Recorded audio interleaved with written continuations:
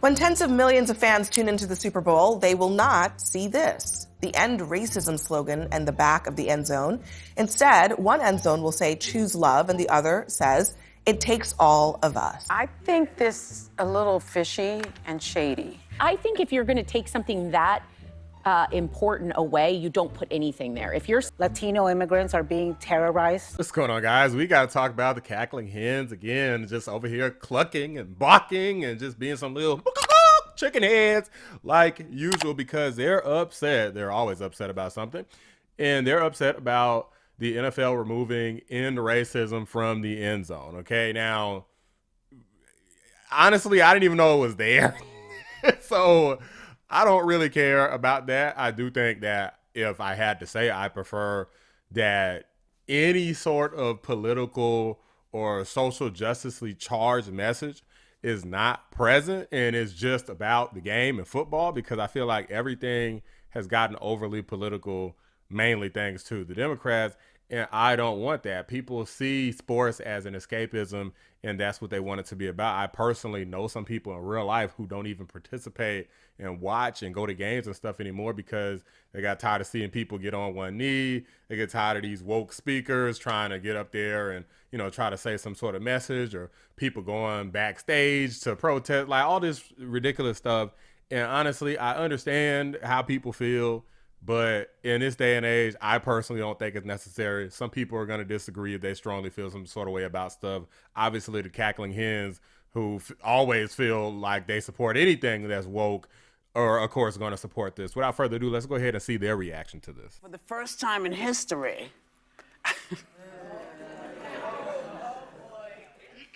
a sitting president will be at the game. Decided to edit their End Racism slogan in the end zone for Sunday's game. Now it's going to read, choose love. The NFL says it has nothing. What's wrong with love? What's wrong with that? Isn't it almost the same thing? I mean, because racism is just one thing. Isn't this more inclusive? Look, and before anybody says anything, watching The View, got to be interrupted. The copyrights are too strong, so keep that in mind. To do with the new president attending. What do you think of this rewrite?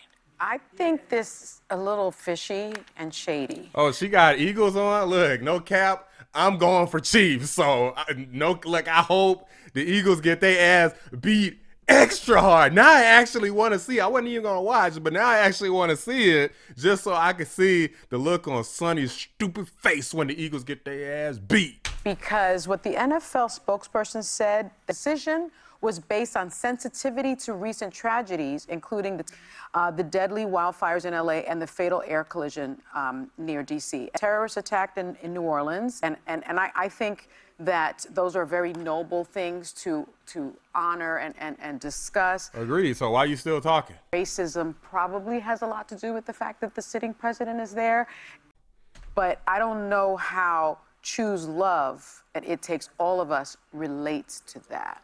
So it seems to me like... Because it's more inclusive, Sonny. Like, I thought you were supposed to be smart and qualified. What happened? You don't seem too smart and qualified right now. And I don't know what everyone at this table thinks, but I don't think racism is over. And I think that it is a very noble thing to want to end racism so that we can become a more perfect... Who thinks that racism has a point where it's over? Let's think about that for a second. When is racism over? Are we to a point where literally zero people acknowledge race and don't believe that one possibly is superior to the other, or where they have no sense of pride for oneself?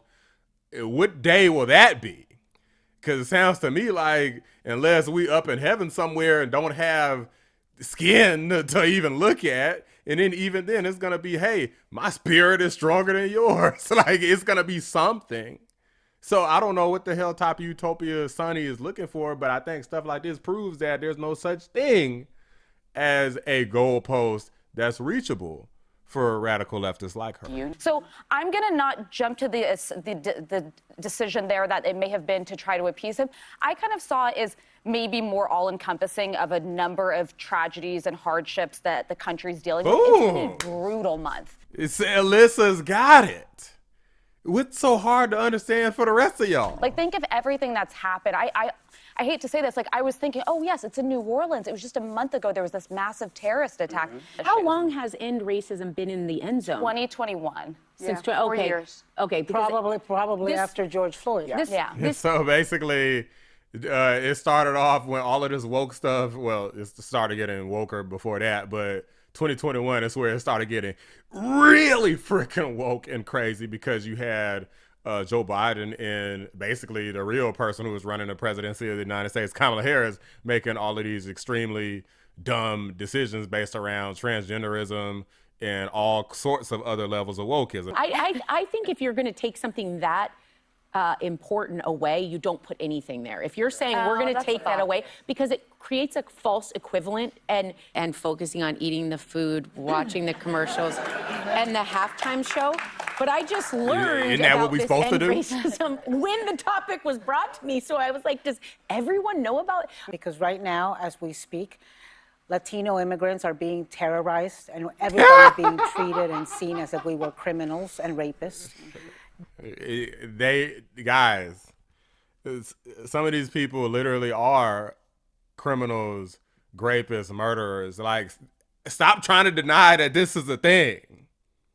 Stop it. It's unpopular. It makes you look stupid. It makes you look weak. There's nothing good about it at all. Nobody said all of y'all. They said illegal migrants, in particular, the illegal ones who have committed heinous crimes. And if you happen to be present or around because you're hanging out with some criminal, then yeah, they're going to scoop you up too. But they terrorizing Americans. What the hell are you talking about? Some of these people committed crimes here in America, including murders, including robbing people, armed robbery, and they still just walking around for free. And regular Americans don't get that sort of privilege. So what the hell are you talking about? Clubs for LGBTQ, for Latinos, for African Americans in schools like West Point are being taken away. DEI programs are being rolled back, not just in the federal government, but corporations are taking their lead from Donald Trump. And let us go out there and end racism and fight against racism and speak up against racism. So basically, deporting people is racist? What do you suppose that we do? Just not deport them? Like, I guess that's probably it, because that's what Joe Biden did. But the answer is no. You can F right off. I know you're going to think I'm crazy, but I'm choose love that they've put in now. I have a funny feeling that is a message to all the folks who don't think they're loved, who don't think anybody's paying attention. I think it's because sometimes they are very subtle in the stuff that they do. Why that phrase? Why choose love? You know, especially when the transgender community is under attack. Oh my God, guys. It's because they know that people like y'all are effing crazy and bitter and mean, and there's violence and people trying to kill each other, people trying to kill the president. That's why they're trying to stop the divisiveness and the evil in the world, and you guys are supporting it. Especially since last year's Super Bowl ran all those horrific ads and all those lies about people, and people believed it. But when you hear the narrator say Kamala supports taxpayer-funded sex changes for prisoners, that one line, I was like, hell no, I don't want my taxpayer dollars going to that. I definitely see that she did that. Ad was effective. A few moments later. Kamala supports taxpayer-funded sex changes for prisoners. Surgery. For prisoners. For prisoners. Every transgender inmate in the prison system would have access. Hell no, I don't want my taxpayer dollars going to that. Kamala supports transgender sex changes in jail with our money. Kamala even supports letting biological men compete against our girls in their sports. Kamala is for they, them. President Trump is for you. I'm Donald J. Trump, and I approve this message. Yeah. So maybe this is their way. The subtle messaging of saying, listen, we might have made a mistake. And it's not them because they're not choosing what comes. This lady's delusional. Is Whoopi Goldberg trying to imply that the illegal migrants in prison weren't getting paid for by American tax dollars to get their transition surgery, because that definitely was happening. So there was no lies. Like, what lies? Be specific, Whoopi, because that's what I remember being one of the deciding factors of the election. They said that moved Trump almost 3 full points nationally, and there was no lie about it. So I'm not trying to hear it.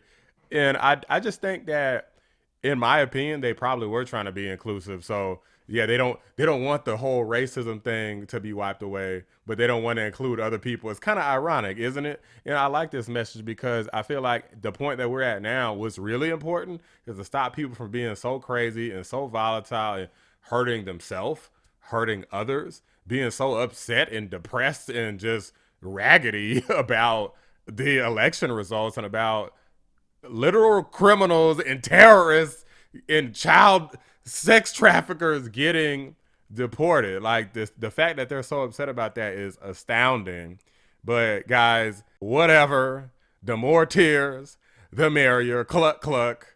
You lose. Okay, it's not our fault you had a sorry behind candidate. You had your chance. You could have got rid of Joe Biden. You probably should have picked somebody else when you had the opportunity to drop Biden. Kamala should not have been your first pick. And then maybe you would have stood a little bit better of a chance. Probably still would have got your ass whooped, but at least maybe it would have been closer and not a complete sweep of all the freaking swing states. But anyway, guys, what do you think the intent was behind this? You think it's because of Trump, or do you think that they just said, F it, Joe Biden out in office, time has passed, we want to do something different? Let me know what you guys think. Drop a like on the video. Subscribe to the channel if you're new. I appreciate you watching Black Anomaly Rising Channel. I'm out. What in the all lives matter type of BS is this?